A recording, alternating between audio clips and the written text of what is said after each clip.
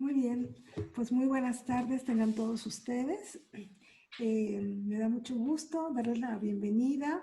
Estamos ya en la segunda temporada de las charlas que ofrecemos desde el doctorado en innovación educativa con apoyo del área de captación y comercialización del Tecnológico de Monterrey.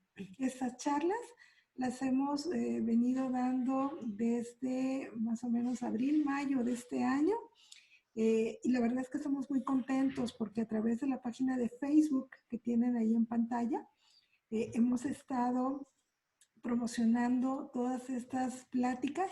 La verdad, pues ha sido cada una de ellas muy interesante y no dudo que la del día de hoy, a cargo de Ruth Rodríguez, pues también va a ser de mucho interés de nuestro público. El doctorado en innovación educativa es un programa presencial que ofrecemos en el Campus Monterrey. Al momento contamos con 17 doctores que forman el claustro.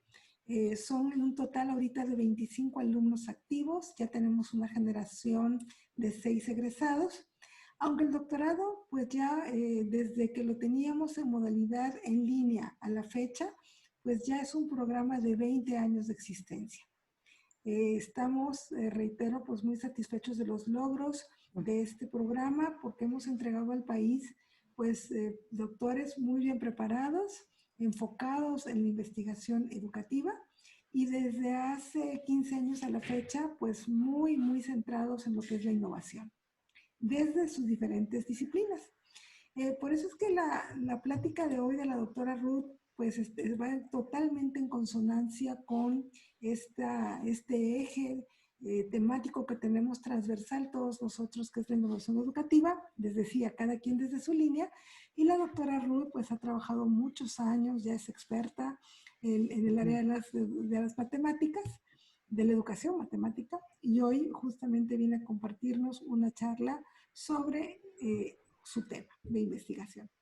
Bien, en el chat, nuestra coordinadora del programa, Marisol Martínez, a quien agradezco mucho toda esta coordinación logística y promoción.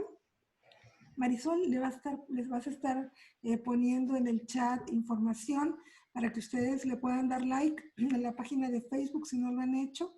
También para que puedan visitar una página donde tenemos todas las grabaciones y los apoyos de las charlas que hemos ofrecido a la fecha.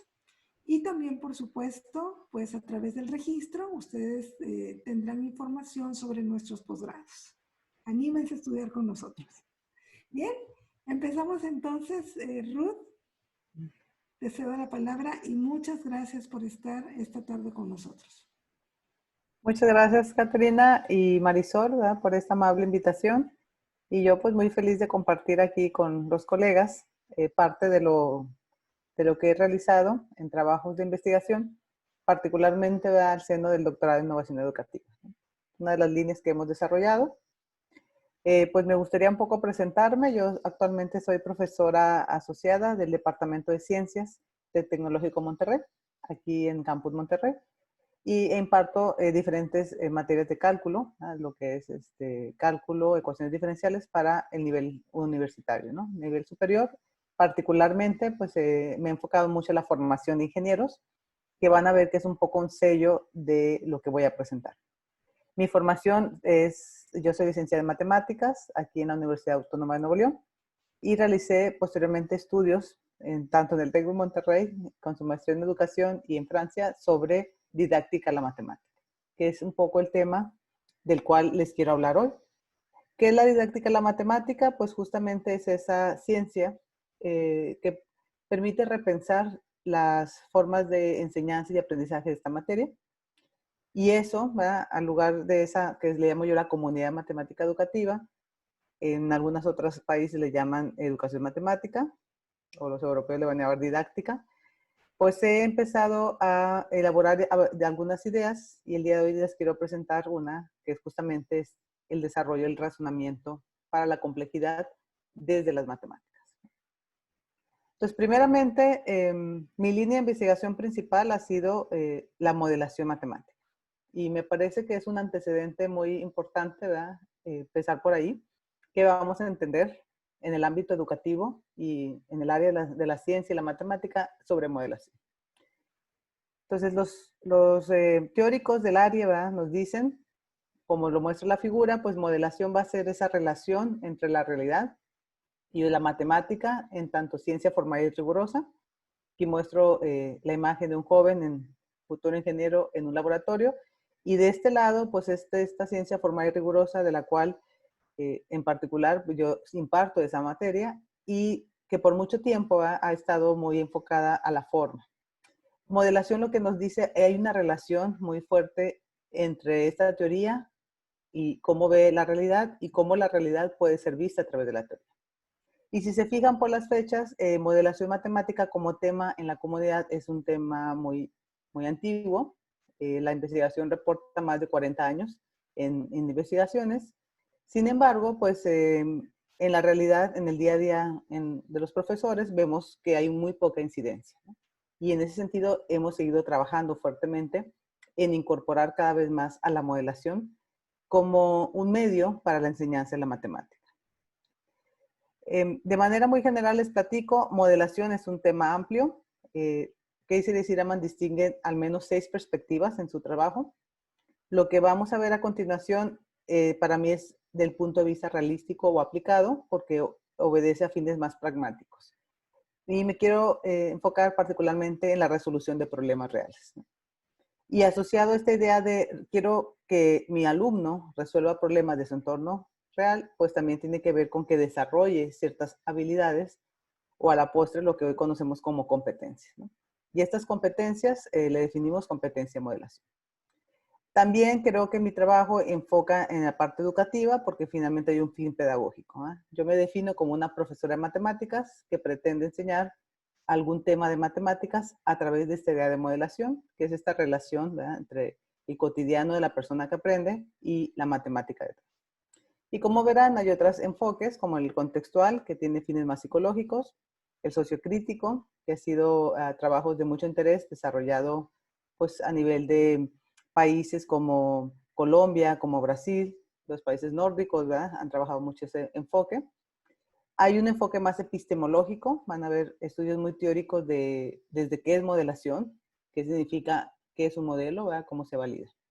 Y hay otra meta que se llama cognitiva, es también considerada una metaperspectiva, porque en el fondo cuando uno desde la investigación de lo que sucede en el aula de clases, nos interesa mucho cómo la persona aprende, ¿no? Y en ese cómo aprende, pues cuáles son sus dificultades y cómo podemos proponer diseños de enseñanza, pues para que esos obstáculos pues sean fácilmente, se puede avanzar sobre ellos. Entonces, si quieren en un esquema gráfico, cómo se ve la modelación más allá de la realidad y la matemática, el primer diagrama es uno que se manejó mucho por los años 67, 71, ¿eh?, con Pollack. Ese es uno de los modelos más estándares, donde partes de un modelo real y luego lo que haces es que la persona propone un modelo matemático. Una visión muy simplificada del proceso, es más del punto de vista didáctico. Y al proponer la situación real, que está acá abajo, ¿eh?, y pasas al modelo matemático, reconocemos que pasas por algo intermedio, que le llamamos, o la literatura anglosajona, modelo real.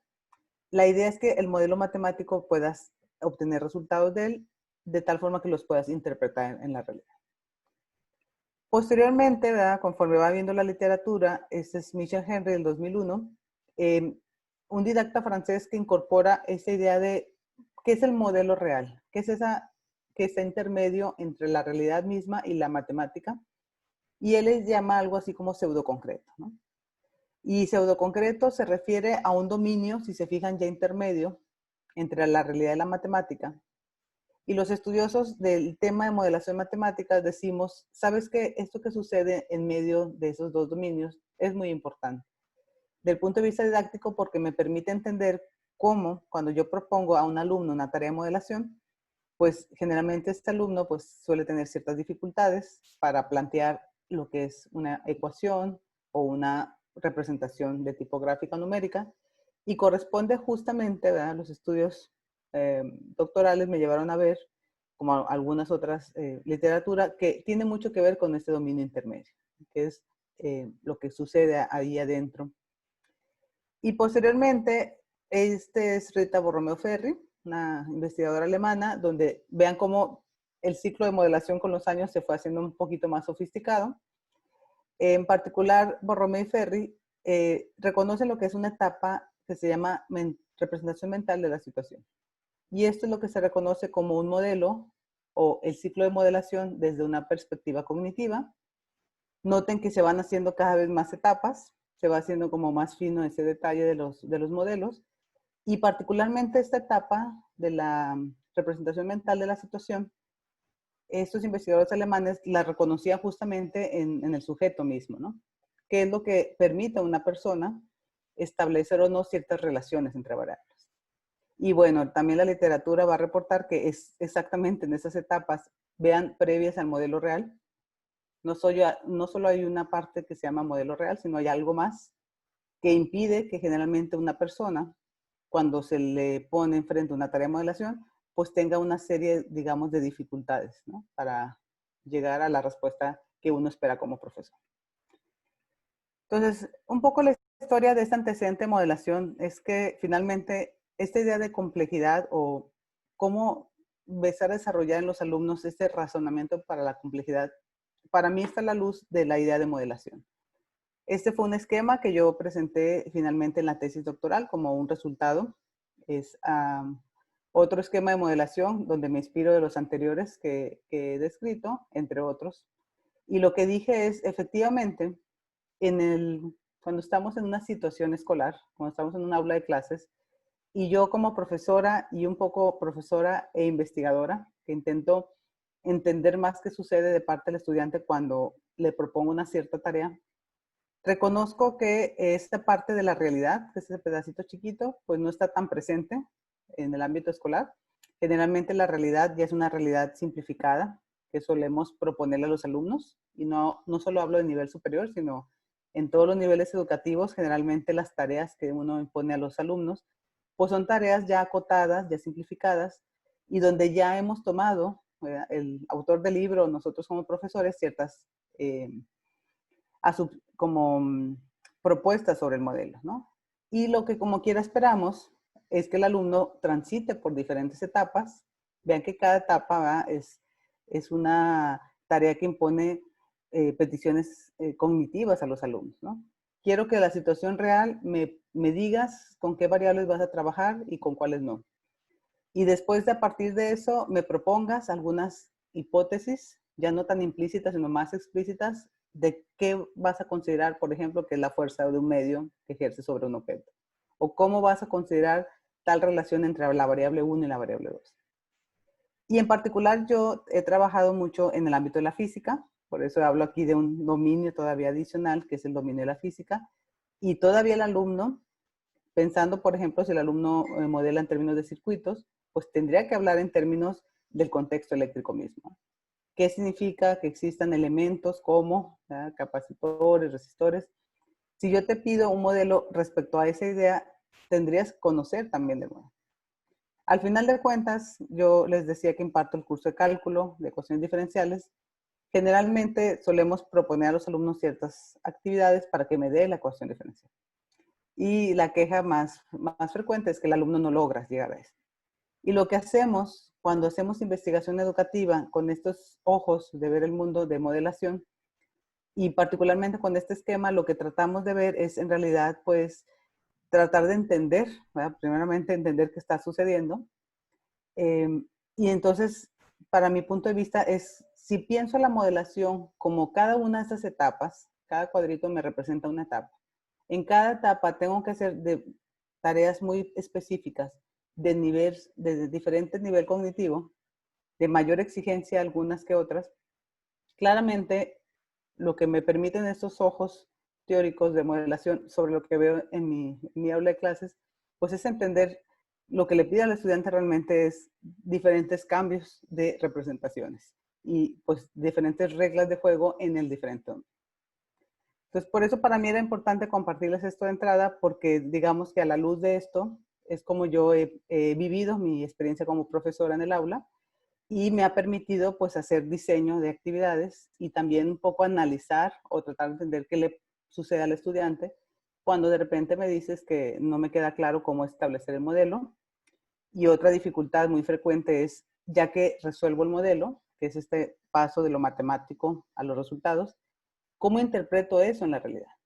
Entonces decía Pollack, es una relación entre dos mundos. Yo aquí lo muestro. El ciclo de modelación no es un ciclo lineal. En las observaciones nos han demostrado que no vamos de etapa 1, 2 y 3. Hacemos muchos ir y venires y siempre son las necesarias de tal manera que, y hacia eso va un poco la idea de modelación, que la representación que yo tenga, mi modelo que yo tenga de la realidad y los resultados del modelo permitan esta comparación, ¿verdad? Que en técnicos es una validación del modelo. ¿Qué tan bueno o qué tan, no me gusta usar bueno, más bien qué tan adecuado es mi modelo respecto a las necesidades o mi problemática? Pues depende de qué tan alejados son los datos del modelo, los datos teóricos del modelo, respecto a los datos observados a través de alguna experimentación. Entonces, un poquito eso es el trasfondo, ¿verdad? De cuando empiezo hablando directamente de mi interés como maestra, que los alumnos reconozcan esa relación. ¿Qué dice también la investigación educativa? Cuando empecé a hablar de esta idea de representación, pues dice que si yo quiero que un alumno de mi clase de cálculo, de ecuaciones diferenciales o de cualquier clase, reconozca un concepto matemático como el que estoy mostrando aquí en medio, que es una ecuación diferencial en su versión analítica, se supone que una persona que aprende ese concepto de manera más completa tendría que transitar, dicen, entre las diferentes representaciones. Lo gráfico, lo numérico, e incluso decían ahí por los 80s, lo verbal. Y fue cuando hay este boom, que quizá muchos de ustedes que veo que son jóvenes, pues han estado muy enfrentados justamente a esta idea de modelación, en el sentido de un poco resultados un poco más acotados, ¿no? De decir, esta es la idea de modelo, me imagino un modelo descrito en términos verbales.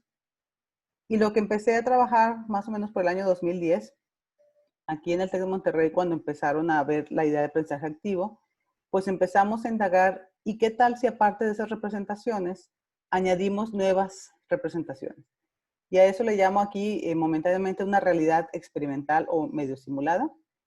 Fue cuando empezamos a jugar con hacer que la clase de matemáticas sea un laboratorio de matemáticas, ¿verdad? Y empezamos a incorporar que hoy, en el 2020, 10 años después, es como ya un común denominador para nosotros, pero empezamos a incorporar experiencias donde el alumno construyera el experimento. Este circuito, esta representación analítica, me está mostrando un circuito RC. Y lo que vemos aquí construido es el circuito RC. Entonces vean esa diferencia, ¿verdad?, entre lo que decían sobre la teoría formal y rigurosa y por el otro lado, pues los objetos.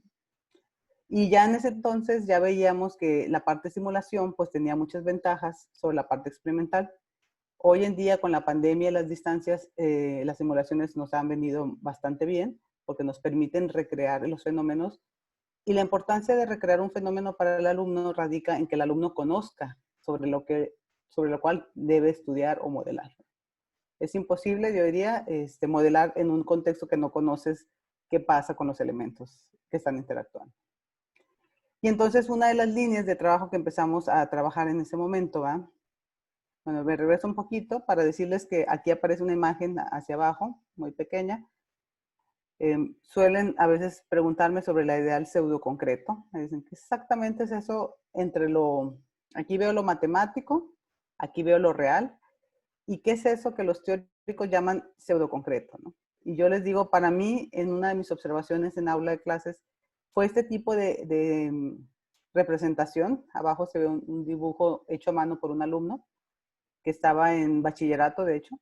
Y él dibuja lo que es una configuración técnica de circuito eléctrico y lo que dibuja aquí en bolitas es literalmente, dice aquí un tórax, donde él se imaginaba, ¿verdad?, el tórax de una persona que es un paciente, a la cual este circuito eléctrico representaba, digamos, una especie de aparato que se llama desfibrilador cardíaco.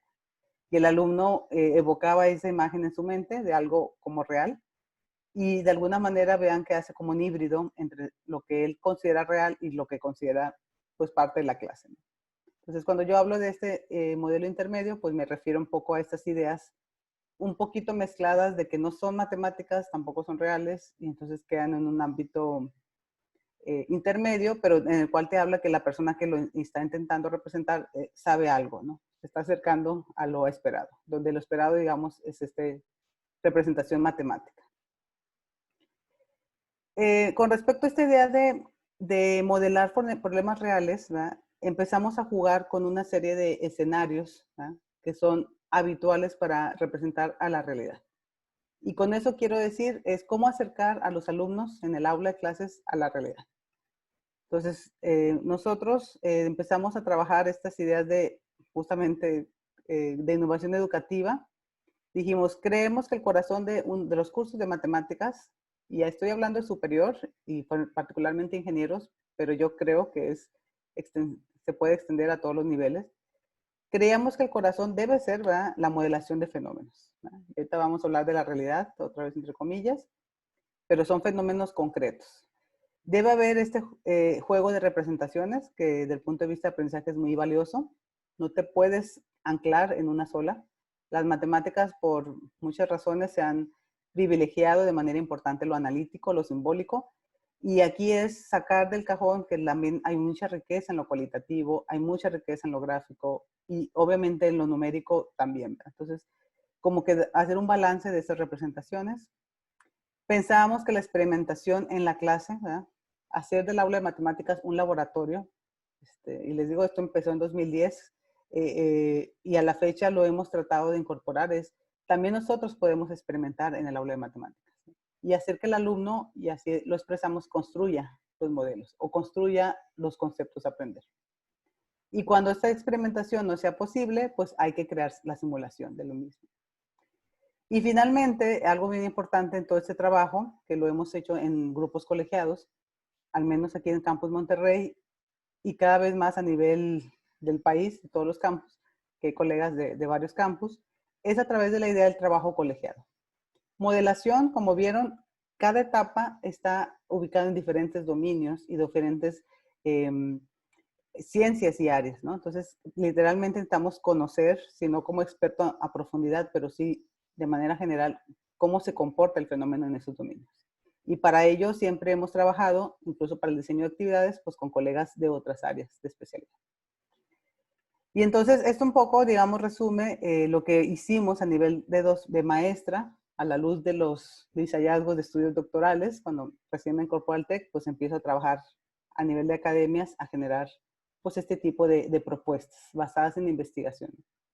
Entonces tenemos por un lado la experimentación, hacíamos uso de sensores, ¿verdad?, de voltaje en este caso, de movimiento. Después empezamos a explorar esta idea de laboratorios remotos, donde eventualmente el experimento sí existe en algún lado, pero prontamente por las limitaciones, por decirlo, de la experimentación en vivo, pues empezamos a movernos en esta idea de simulación, ¿no?, con cosas como Tracker, que están viendo ahí a la persona que tira un móvil, un objeto, y Tracker, que es un software gratuito, te permite exportar el video y hacer que el alumno pueda modelar en tiempo real, haciendo literalmente clic por el móvil. Vean las gráficas rojas y azules, es posición y velocidad. Y tranquilamente la tecnología le permite al alumno pues entender más el fenómeno. Luego venía esta idea del simulador. El circuito que están viendo aquí en físico se puede construir virtualmente en estos que se llaman FETs, ¿verdad? Es la Universidad de Colorado, que ha liberado, está en línea, gratuitos para todos, diversos simuladores para recrear fenómenos de mucha naturaleza, ¿verdad? Yo uso más los de física, pero hay de química y de biología, y la verdad es que incorporar actividades en clase con esta componente, pues nos ha reportado de manera importante, pues un cambio al menos de actitud de los alumnos hacia el aprendizaje, ¿no? Y el darle significado a los objetos matemáticos a la luz del fenómeno que se intenta modelar. Y justamente, ¿verdad?, hacia donde nos movemos, y que quiero hablarles ahorita de este otro simulador. El espectro se va moviendo hacia la parte de la derecha, que yo le llamo un espectro de un poquito más abstracto. Los ingenieros, ¿verdad?, si conocen el área de ingeniería, actualmente, y el TEC está promoviendo mucho el uso de software como MATLAB, ¿verdad? MATLAB, aquí está Simulink. Son representaciones muy abstractas, ¿verdad?, que en el fondo son los tipos de representaciones que ellos terminan trabajando, ¿verdad?, en sus áreas de especialidad. Son software muy técnicos. Entonces yo empecé a explorar una parte intermedia, que es este software que se llama Benzin, que si se fijan nace, ¿verdad? De hecho, Benzim nace un poquito de tratar de hacer más accesible este tipo de lenguaje técnico de los ingenieros a personas que incluso no necesariamente conocen el tema matemático. Y sobre esto quiero ahondar en esta última parte. ¿Qué pasa, ¿verdad? En el ámbito ingenieril? Pues en el ámbito ingenieril, en el mundo, ¿verdad?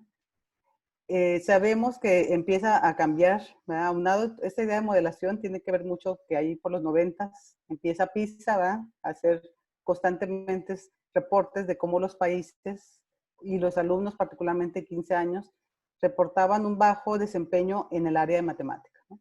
E incluso de lectura, pero me enfoco más en matemáticas.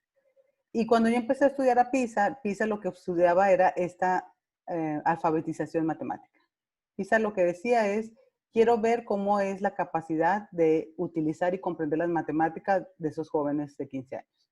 En países miembros de la OCDE, y ustedes saben, ¿verdad? Que básicamente, pues, una gran mayoría de los países latinoamericanos, pues, estamos muy por debajo de la media. Y al día de hoy, 2020, seguimos ahí.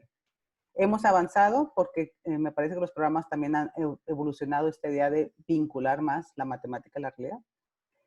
Eso también va un poco a la mano de que hay iniciativas de las mismas escuelas de ingeniería. Bueno, algo importante que dice PISA y OCDE es que cualquier ciudadano del siglo XXI debería tener esta alfabetización matemática. No nada más el alumno que está en clase o el futuro ingeniero, sino cualquier ciudadano del siglo XXI. Y las escuelas de ingeniería, a su vez, pues empezaron también a replantearse, primeramente hacia el 2020, que ya llegamos, y luego ahorita están cada vez mejorando esta idea de replantearse la formación integral de sus profesionistas, y aquí hablo de los ingenieros. Se están un poco replanteando la forma de trabajo, y entre ellos, pues están estas otras, que hay aquí gente de otros niveles educativos, cómo impacta esa reformular la formación de ingenieros en niveles más básicos, ¿no? Y hablamos de K12, en Estados Unidos se refieren a de kinder a preparatoria, que es toda la educación básica previa a la ingeniería. Y aquí quiero resaltar este reporte de unos colegas de Reino Unido, que se llaman Burnham, donde, ¿verdad? Esto es un poquito otro documento que vale mucho la pena si están interesados en formación de ingenieros, donde está también Comunidad Europea diciendo la forma de crear a los ingenieros o de formarlos debe cambiar. Entonces, Burnham, nada más les digo, ellos lo que me dicen es, hay que seguir trabajando conocimiento disciplinar, que es también algo que marca modelación, ¿verdad? La parte matemática del último dominio es muy importante, o la parte física, pero hay que saber también relacionar esas disciplinas de manera integrada. Y además, que eso es lo que quiero resaltar aquí, es que hay que desarrollar otras competencias, que le llaman genéricas, ¿verdad? En el reporte de 2008 hablaban todavía de habilidades genéricas, malamente llamadas para mí habilidades suaves, y ahora pues más reconocidas como competencias transversales. Y esto es un reporte de la década pasada, donde ya los europeos decían, ¿verdad? Pues hay que replantearnos todo el sistema, ¿verdad? De la forma que se están formando.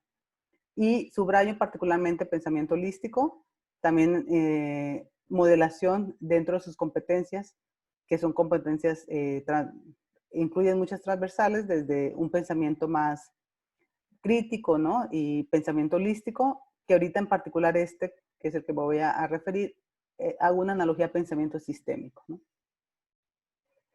Entonces, a nivel mundial, ustedes ven lo que hoy estamos viviendo en cada quien ahorita en nuestras casas, es que debemos empezar a desarrollar competencias para lidiar con la vulnerabilidad, la volatilidad, perdón, con la incertidumbre, con la complejidad y la ambigüedad. O sea, nunca estamos diciendo que lo disciplinar no es importante, sigue siendo la base, pero cada vez más vamos a ir moviéndonos a esta idea de lidiar con problemas cada vez más complejos. Y en ese sentido yo hice un poco el clic de decir, bueno, lo que hemos estado trabajando de modelación iba encaminado para hacia allá y digamos que el entorno nos ha obligado un poco a caminar un poco más rápido. Les platico, actualmente el TEC de Monterrey ha definido 7 competencias transversales y de las cuales la quinta es razonamiento para la complejidad, donde integró diferentes tipos de razonamiento para analizar, hacer síntesis y resolver problemas con disposición al aprendizaje continuo. Y cuando uno analiza a detalle esta competencia, ¿verdad? Lo que hace, esta competencia se define en tres, incluso un poco más de subcompetencias, que es el pensamiento científico, el pensamiento sistémico, que aquí en este trabajo lo voy a tomar como un sinónimo de holístico, aunque bajo este enfoque lo es, no necesariamente en otros enfoques, y un pensamiento crítico. Entonces, modelación como proceso me permite desarrollar ideas para presentar conceptos matemáticos, para darle significado, para permitir que el alumno vea esa necesidad con respecto a la realidad, pero sobre todo, ¿verdad? También permite el poner en marcha un proceso de modelación, desarrollar un tipo de estos tipos de pensamiento, y yo en particular lo he enfocado mucho a la parte de pensamiento sistémico. Entonces, ¿cómo estudiamos nosotros complejidad? ¿No? Entonces, rápidamente decirles, desde el punto de vista de la disciplina, seguimos interesados en seguir, dice aquí Stillman el año pasado, seguimos teniendo pendiente, ¿verdad? Necesitamos más estudios de cómo las personas aprenden, en este caso, pues el estudiante. Necesitamos conocer más sobre sus competencias, sobre su visualización de los fenómenos y también sobre el diseño de tareas, ¿verdad? Son como dos de las grandes áreas de oportunidad que tenemos en el contexto. Aquí tuve un problema. Sobre el diseño de la tarea, ¿no? Y trabajar sobre tareas cada vez más difíciles que ofrezcan, ¿verdad? Diferentes juegos de representaciones. Esta idea de representación sigue siendo igual de importante para nosotros. Vean que a nivel básico, y esta es la NSTM, es el Consejo Nacional de Profesores de Matemáticas, que es a nivel básico en Estados Unidos. Y vean cómo en 2015 establece como un gran reto para los años a venir, justamente el que se exponga a los alumnos desde edades muy tempranas a representar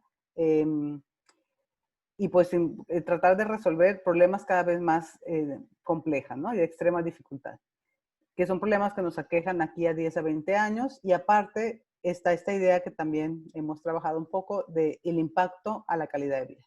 Que esos problemas, dicen, sean relevantes a la sociedad, no son cualquier problema. Y un poco todas esas tendencias de las cuales les hablé hoy animan a que decir los sistemas educativos necesitamos movernos hacia allá. Entonces, vamos a ver. ¿Quiénes más están trabajando esta idea de complejidad? Me gustaría mencionar a esta investigadora de Montreal, la canadiense, France Caron. Y ella, por ejemplo, está justamente trabajando con personas en preparatoria, maestros de preparatoria. Ella trabaja con ellos el manejo de un software que se llama Stella, donde esta foto que están viendo por aquí es un problema clásico que se llama sistema presa-depredador, cómo existen diferentes especies que se van interactuando en un ecosistema determinado, y empieza a desarrollar con ellos ideas de algo que ahorita voy a llamar pues pensamiento sistémico, ¿no? Son ideas donde permiten poder poner en contexto, ¿verdad? Y ese problema en particular a nivel preparatoria, bueno, los que conocemos del tema sabemos que es un problema muy avanzado, pero lo que hace es mapear de manera muy general el problema a los jóvenes y pues justamente que ellos hagan propuestas de solución, ¿verdad? Que conozcan el problema, siempre es un primer enfoque de modelación, y segundo, pues que planteen propuestas de solución. Déjame ver que mi cursor aquí está. Entonces, cuando hablo de problemas complejos, ¿verdad? La complejidad la entendemos como que sean más auténticos, que sean más realísticos, que no resuelvan, o sea, tengan como una pregunta, ¿verdad?, detonadora, y que tengan diferentes soluciones posibles, ¿verdad? Que eso por mucho tiempo en la situación escolar está ausente. Menciono un ejemplo, problema del tráfico, ¿verdad? Ya se empieza a trabajar, y estos son reportes de investigación, bueno, el problema de tráfico, ¿verdad?, en jóvenes, en secundaria, en prepa, pues a través de otros esquemas que, como saben, a veces no trabajamos forzosamente en pie. Entonces, ya para ir concluyendo, sobre la idea de cómo yo he visualizado el desarrollar razonamiento para la complejidad, y le pondría el apellido cómo desarrollar pensamiento sistémico, ¿verdad? Ya que a muchos enfoques nos han dicho, pues hay que desarrollar ese pensamiento holístico. Yo traigo a colación, pues, esta idea de dinámica de sistemas, ¿verdad? ¿Verdad? Presento el video.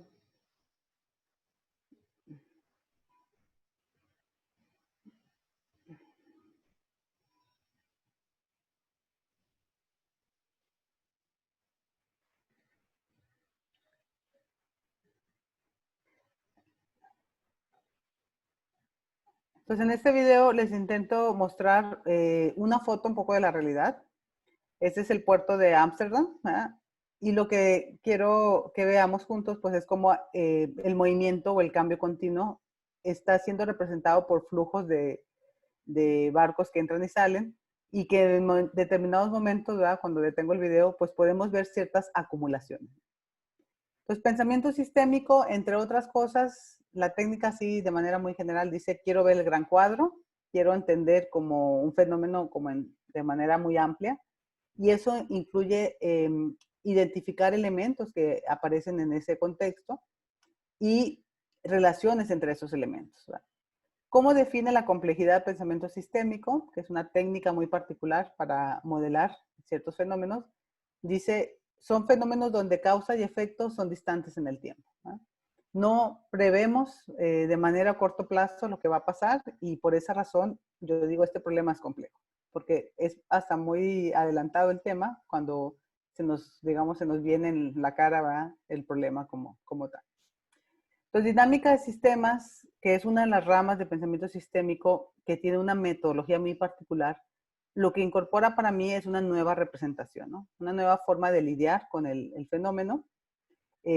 Aquí el colega Rafael Burguet, de aquí de Campus Monterrey, ingeniero industrial de sistemas, ¿verdad? Dice, ¿qué pasaría si, ¿verdad? La pregunta que uno debe poner a los jóvenes es, ¿qué pasaría si hiciéramos tal cosa en lugar de hacer eso? ¿Qué pasaría si instauráramos políticas de mejora? Y cómo cambiaría eso, ¿verdad? El escenario que se tiene. Ella es Diana Fischer, ¿verdad? Es como una de los referentes más importantes en el trabajo.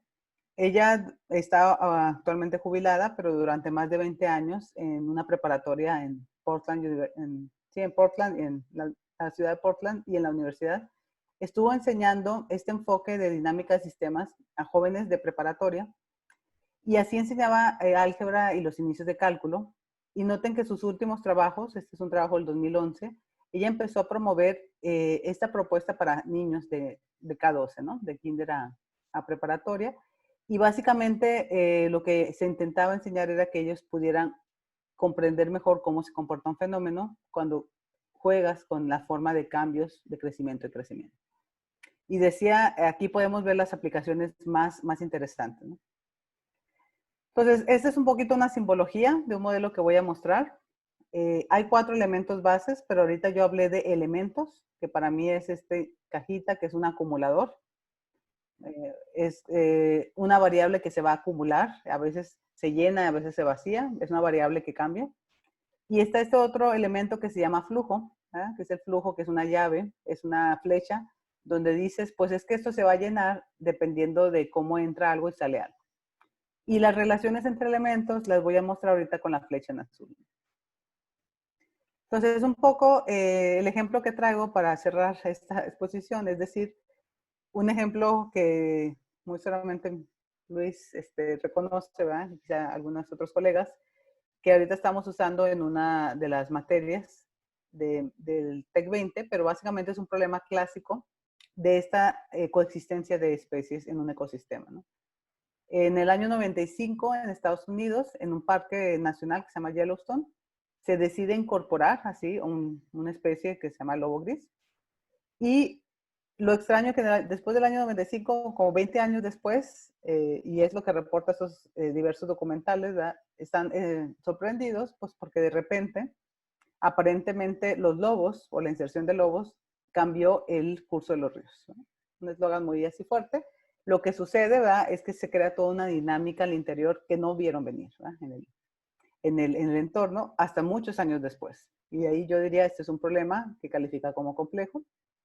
La idea un poco es, y aquí viene la parte así agresiva de la notación matemática, hay un modelo matemático que es totalmente ecuaciones diferenciales, no lineales de hecho, pero tú dices, si un usuario de la matemática no quiere entrar a este nivel, la inserción de un lenguaje como pensamiento sistémico o de una visión como pensamiento sistémico con este lenguaje gráfico que te da todas unas herramientas, es finalmente comprender el problema, ¿verdad?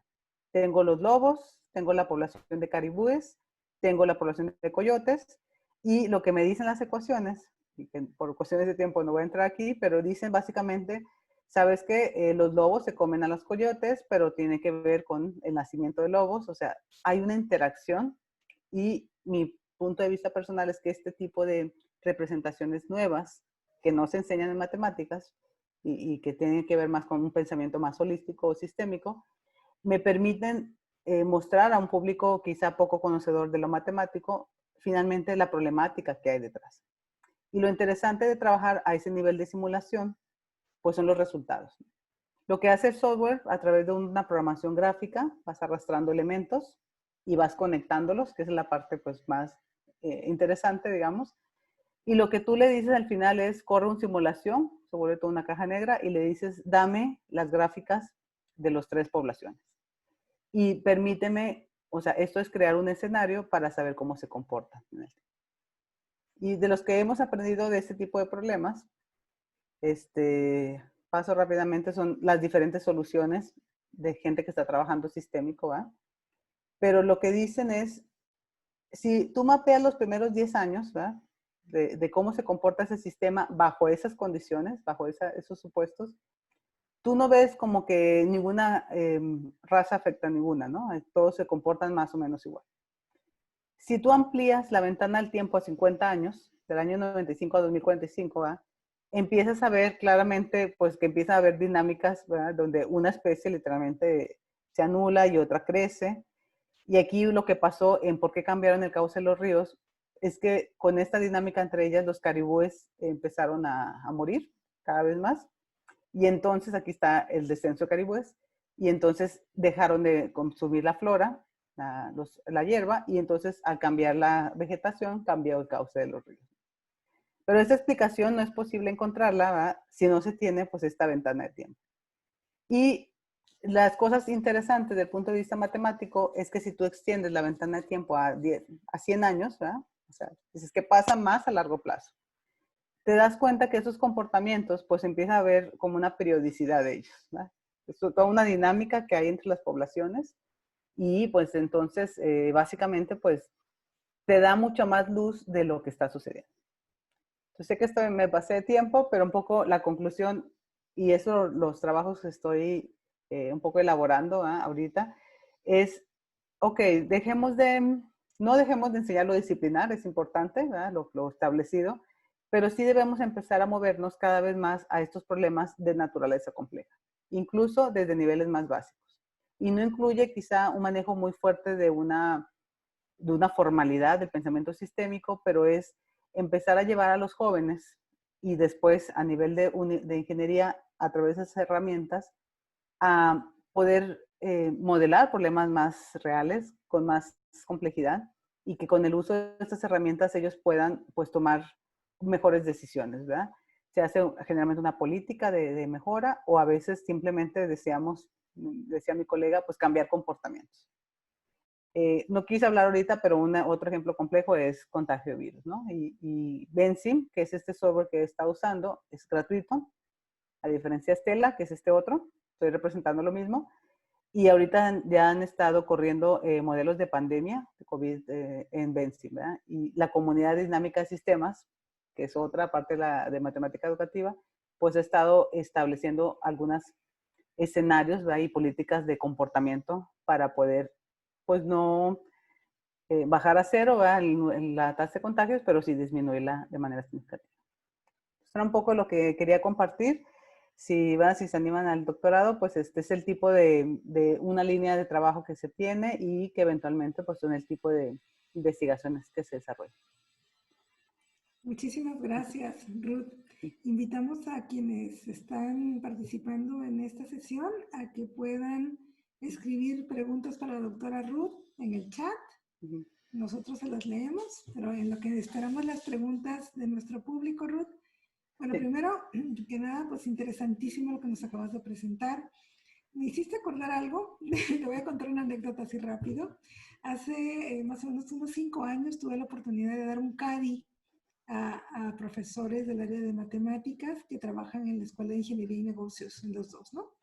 Okay. Me acuerdo tanto que al momento de llegar a un punto del curso les preguntaba, ¿Cuál es la competencia más importante para un ingeniero, para un empresario desde el punto de vista de matemáticas? ¿Cuál dirían que es? Bueno, haz de cuenta que hicieron dos bandos. Un 50% dijo la modelación matemática y el otro 50% dijo la resolución de problemas. Y se agarraron en un diálogo tan interesante y al final dije, bueno, es que yo creo que no hay uno sin lo otro. ¿Cuál va primero, cuál va después? ¿Cuál sería tu opinión ahí, Ruth? Bueno, ese sí, o sea, realmente en el tiempo era difícil hablar de tantas cosas, pero ese es otro debate. Hay muchos debates dentro de la comunidad de modelación, ese es uno de ellos. Hay una técnica que se llama problem solving, ¿verdad? De los 80 con Schoenfeld, y luego viene modelación como de manera paralela, ¿verdad? Entonces, para mí, honestamente, son diferentes. Siempre me cuesta un poquito explicar el por qué, pero pienso que la resolución de problemas está dentro de modelación. Y alguien que sea adepto a esta línea va a decir que no, ¿verdad? Pero yo lo veo como adentro de modelación, con mis reservas, pero es parte de mi proceso, ¿verdad? Y no sé, de lo que he leído, sobre todo la gente de Schoenfeld y sus adeptos, siento que no iban a una visión tan global como lo hace modelación. Pero bueno, esa es la visión de alguien que ha trabajado en modelación y que dice que ellos nos pertenecen. Pero sé que eso no puede caer en gracia a los expertos del área. Eso más o menos fue lo que pasó Sí, en la clase y así como tú dices, o sea, mientras que unos van en su postura de que primero era la modelación antes de la resolución de problemas, así es. otros al revés. Sí, sí, nos estuvo bien, bien interesante, la verdad. Sí, sí Bueno, supe de ese CADI, de hecho les hablaste de evaluación de competencias, ¿verdad?